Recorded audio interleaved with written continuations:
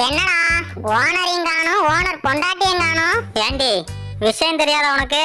இன்னைக்கு ஓனர் பொண்டாட்டிக்கு வளைய காப்பான். வளைய காப்பா அப்படின்னா? அட ஓனர் பொண்டாட்டி புள்ளைய பெத்துக்க போறாடி, அதுக்கு ஊரை கூப்பிட்டு கூத்தடிக்கிறாங்க. புள்ள பெத்துக்கலாமா கூத்தடிப்பாங்க? ஆமா ஆமா.